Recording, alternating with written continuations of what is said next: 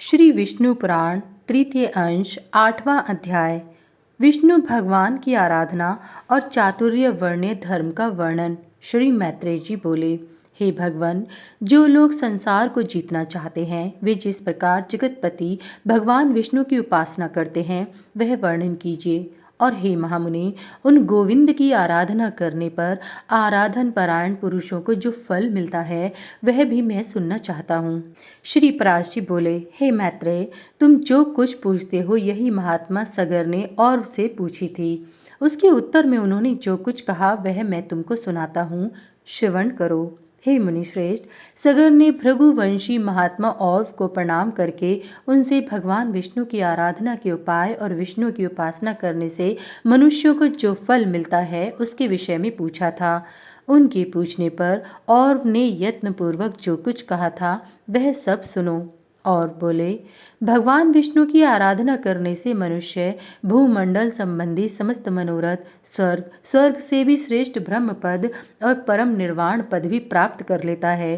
हे राजेंद्र, वह जिस जिस फल की जितनी जितनी इच्छा करता है, अल्प हो या अधिक, श्री अच्युत की आराधना से निश्चय ही वह सब प्राप्त कर लेता है। और हे भूपाल, तुमने जो पूछा कि हरि की आराधना किस प्रकार की जाए सो सब मैं तुमसे कहता हूँ, सावधान होकर सुनो। जो पुरुष वर्णाश्रम धर्म का पालन करने वाला है वही परम पुरुष विष्णु की आराधना कर सकता है। उनको संतुष्ट करने का और कोई मार्ग नहीं है। हे नृप, यज्ञों का यजन करने वाला पुरुष उन विष्णु का ही यजन करता है। जप करने वाला उन्हीं का जप करता है और दूसरों की हिंसा करने वाला उन्हीं की हिंसा करता है, क्योंकि भगवान हरि सर्वभूत में हैं। अतः सदाचार युक्त पुरुष अपने वर्ण के लिए विहित धर्म का आचरण करते हुए श्री जनार्दन की ही उपासना करते हैं। हे पृथ्वीपते, ब्राह्मण, क्षत्रिय, वैश्य और शूद्र अपने अपने धर्म का पालन करते हुए विष्णु की आराधना करते हैं, अन्य प्रकार से नहीं। जो पुरुष दूसरों की निंदा, चुगली अथवा मिथ्या भाषण नहीं करता तथा ऐसा वचन भी नहीं बोलता जिससे दूसरों को खेद हो, उससे निश्चय ही भगवान केशव प्रसन्न होते हैं। हे राजन, जो पुरुष दूसरों के स्त्री, धन और हिंसा में रुचि नहीं करता उससे सर्वदा ही भगवान केशव संतुष्ट रहते हैं। हे नरेंद्र, जो मनुष्य किसी प्राणी अथवा वृक्षादि अन्य देहधारियों को पीड़ित अथवा नष्ट नहीं करता उससे श्री केशव संतुष्ट रहते हैं। जो पुरुष देवता, ब्राह्मण और गुरुजनों की सेवा में सदा तत्पर रहता है, हे नरेश्वर, उससे गोविंद सदा प्रसन्न रहते हैं। जो व्यक्ति स्वयं अपने और अपने पुत्रों के समान ही समस्त प्राणियों का भी हित चिंतक होता है वही सुगमता से श्री हरि को प्रसन्न कर लेता है। हे नृप, जिसका चित्त रागादि दोषों से दूषित नहीं है उस विशुद्ध चित्त पुरुष से भगवान विष्णु सदा संतुष्ट रहते हैं।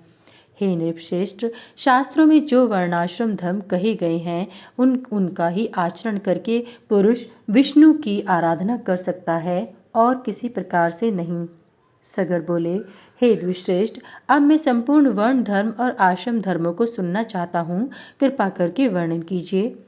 और बोले, जिनका मैं वर्णन करता हूँ उन ब्राह्मण, क्षत्रिय, वैश्य और शूद्रों के धर्मों का तुम एकाग्रचित होकर क्रमश श्रवण करो। ब्राह्मण का कर्तव्य है कि दान दें, यज्ञों द्वारा देवताओं का यजन करें, स्वाध्यायशील हों, नित्य स्नान तर्पण करें और अगन्या दान आदि कर्म करता रहे। ब्राह्मण को उचित है कि वृत्ति के लिए दूसरों से यज्ञ करावें, औरों को पढ़ावें और न्यायोपार्जित शुद्ध धन से न्यायानुकूल द्रव्य संग्रह करें। ब्राह्मण को कभी किसी का अहित नहीं करना चाहिए और सर्वदा समस्त प्राणियों के हित में तत्पर रहना चाहिए। संपूर्ण प्राणियों में मैत्री रखना ही ब्राह्मण का परम धन है। पत्थर में और पराये रत्न में ब्राह्मण को समान बुद्धि रखनी चाहिए। हे राजन, पत्नी के विषय में ऋतुगामी होना ही ब्राह्मण के लिए प्रशंसनीय कर्म है।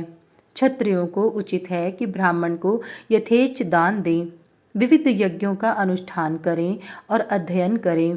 शस्त्र धारण करना और पृथ्वी की रक्षा करना ही क्षत्रिय की उत्तम आजीविका है। इनमें भी पृथ्वी पालन ही उत्कृष्टतर है। पृथ्वी पालन से ही राजा लोग कृतकृत्य हो जाते हैं, क्योंकि पृथ्वी में होने वाले यज्ञादि कर्मों का अंश राजा को मिलता है। जो राजा अपने वर्ण धर्म को स्थिर रखता है वह दुष्टों को दंड देने और साधुजनों का पालन करने से अपने अभीष्ट लोगों को प्राप्त कर लेता है। हे नरनाथ, लोकपिता में ब्रह्मा जी ने वैश्यों को पशुपालन, वाणिज्य और कृषि ये जीविका रूप से दिए हैं। अध्ययन, यज्ञ, दान और नित्य नैमित्तिक आदि कर्मों का अनुष्ठान ये कर्म उसके लिए भी विहित हैं। शूद्र का कर्तव्य यही है कि द्विजातियों की प्रयोजन सिद्धि के लिए कर्म करे और उसी से अपना पालन पोषण करे, अथवा आपातकाल में जब उक्त उपाय से जीविका निर्वाह न हो सके तो वस्तुओं के लेने बेचने अथवा कारीगरी के कामों से निर्वाह करे। अति नम्रता, शौच, निष्कपट, स्वामी सेवा, मंत्रहीन यज्ञ, अस्तेय, सत्संग और ब्राह्मण की रक्षा करना ये शूद्र के प्रधान कर्म हैं। हे राजन, शूद्र को भी उचित है कि दान दे, बलि, वैश्वदेव अथवा नमस्कार आदि अल्प यज्ञों का अनुष्ठान करे, पितृश्राद्ध आदि कर्म करें, अपने आश्रित कुटुंबियों के भरण पोषण के लिए सकल वर्णों से द्रव्य संग्रह करें और ऋतुकाल में अपनी ही स्त्री से प्रसंग करें। हे नरेश्वर, इनके अतिरिक्त समस्त प्राणियों पर दया, सहनशीलता, अमानिता, सत्य, शौच, अधिक परिश्रम न करना, मंगलाचरण, प्रियवादिता, मैत्री, निष्कामता, अकृपणता और किसी के दोष न देखना ये समस्त वर्णों के सामान्य गुण हैं। सब वर्णों के सामान्य लक्षण इसी प्रकार हैं। अब इन ब्राह्मण आदि चारों वर्णों के आपधर्म और गुणों का श्रवण करो। आपत्ति के समय ब्राह्मण को क्षत्रिय और वैश्य वर्णों की वृत्ति का अवलंबन करना चाहिए तथा क्षत्रिय को केवल वैश्य वृत्ति का ही आश्रय लेना चाहिए। ये दोनों शूद्र का कर्म सेवा आदि कभी न करें। हे राजन, इन उपरोक्त वृत्तियों को भी सामर्थ्य होने पर त्याग दें, केवल आपातकाल में ही इनका आश्रय लें। कर्म संकरता कर्मों का मेल न करें। हे राजन, इस प्रकार वर्ण धर्मों का वर्णन तो मैंने तुमसे कर दिया, अब आश्रम धर्मों का निरूपण और करता हूँ, सावधान होकर सुनो। इति श्री विष्णु पुराणे तृतीय अंशे अष्टमो अध्याय समाप्त।